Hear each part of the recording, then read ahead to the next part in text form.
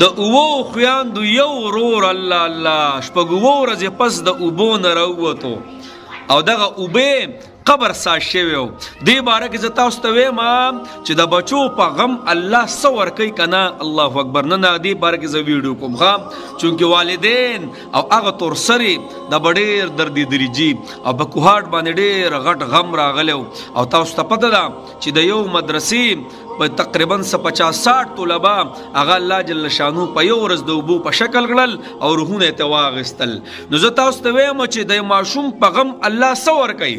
اسې یو خبره ته کوم که نه، دا لش پش وګور، دا لش پش ویښته، دا تک تور ویښته او دا لش پش ځواني په نو شپېته کاله پس په راکیس نه او کویم که نه، نو یو سیټ ته به پروت مجي په ټوخو به کېناستلي، په ټوخو به راپاڅېدلي او د ګولو زندګي به د انجکشن او د ډریپونو او د هسپتالونو ډاکټرانو زندګي به هغه اډو زندګي نه جي په ډکو تشو میتیازم څوک نه پوهېږي. دغه زندګي ده. زه هغه مور او پلار له او هغه خویندو له تسلي ورکوم.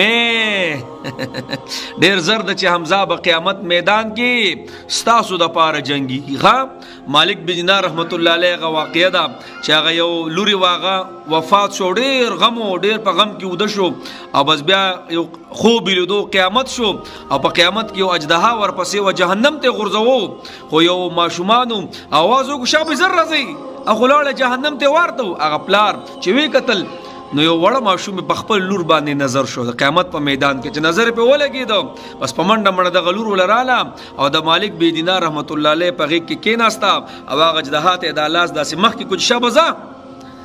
نو دا مالک بن دینار رحمت الله علیه چونکې دا لوري په ورکوټوالي کې وفات شوې وه، تپوس ته کوي لوري دلته څه کې ته څه کې؟ ای بابا جانه موږ به ستاسو انتظار کوو. الله الله الله. قیامت کې به تاسو راځئ، مونږ به ستاسو شفاعت کوو. حدیث مبارکو کې راځي څنګه چې به قرآن شفاعت کوي، علما به شفاعت کوي، شهدا به شفاعت کوي، داسې روژه منځونه به شفاعت کوي.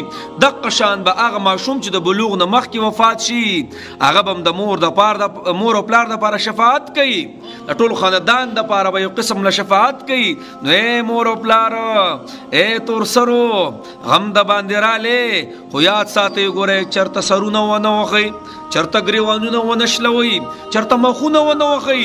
دا نه چې ووایه چې بس موږ دې لیدلي یو او زموږ کور دې لیدلی. نه نه ګورئ نه، ان الله مع الصابرین. بس صبر وکئ په دې حادثه باندې، ډېره غټه حادثه ده. څه کولی شو؟ د الله امانت یو ځه ما تا پکې څه کولی شو؟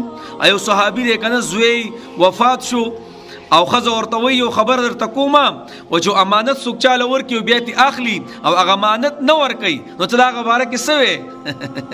هغه خاوند یې په خندا شو، وایي ورته عجیبه خبره ده څوک چاله امانت ورکړي بیا ترې اخلي او بیا ول هغه نه ورکوي. ولې؟ الله. دا ښځه ورته وایي ای خاونده ستا هغه امانت چې الله مال راکړه او زوی هغه الله اخیستی دنیا نه. الله اکبر. موږ ټول د الله امانت یو. نو جناب په دې بعض حادثاتو باندې الله زمونږ اجرونه ډېر چوتوي. قسم دی خو عباداتو کې د ټول عمر په عباداتو کې دومره اثر بنئ څومره چې په دې حادثاتو باندې راشي. او بیا یې زما د نبي نه الله 3 زامن په داسې عمر کې اخیستی دي. زما د نبي نه ایو زوی خو په دې لاسونو کې ولا سا ورکړې، په دې لاسونو کې ولا سلګۍ والی نبی علیه الصلاۃ والسلام ته. الله الله الله. نو پته ولګېده چې دا معامله د الله ده، په دې کې زما او ستا هېڅ هم نه چلیږي. نو غرض مې دا دی جی بس صبر جی، دا د الله دنیا ده، بس الله ته دغه منظوره وه. او دا د دوی د علمونو چې کم پاتې شوي نو حدیث مبارکونه دا هم ثابتېږي چې په جنت کې به الله جل شانو استادان وله ونیسي، استادانو او دا علمونه به ورته سر ته رسوي. الله اکبر. یو حدیث شریف مفهوم داسې دی. نو ای مور او پلار خوش قسمت دي.